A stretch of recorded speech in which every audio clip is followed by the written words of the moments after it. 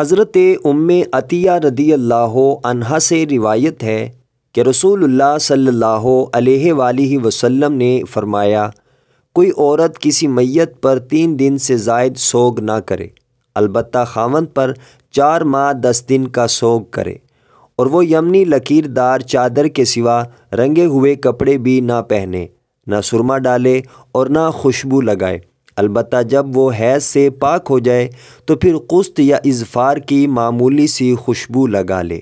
مشکوٰۃ المصابیح حدیث نمبر 3331۔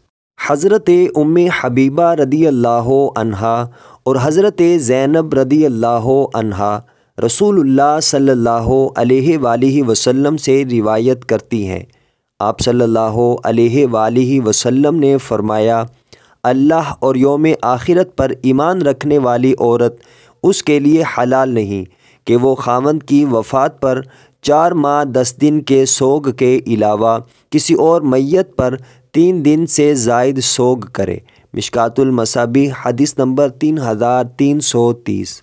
حضرت ابو ہریرہ رضی اللہ عنہ سے روایت ہے کہ رسول اللہ صلی اللہ علیہ وآلہ وسلم نے ارشاد فرمایا، میری امت کے اکثر لوگوں کی عمر 60 سے 70 سال تک کے درمیان ہوگی۔ سنن الترمذی حدیث نمبر 2331۔ حضرت عبداللہ بن عمر رضی اللہ عنہ سے روایت ہے کہ رسول اللہ صلی اللہ علیہ وآلہ وسلم نے ارشاد فرمایا، جب غلام اپنے آقا کے لیے مخلص اور خیرخواہ ہو اور وہ اللہ کی عبادت بھی احسن انداز میں کرتا ہو تو اس کے لیے 2 اجر ہے۔ مشکوٰۃ المصابیح حدیث نمبر 3348۔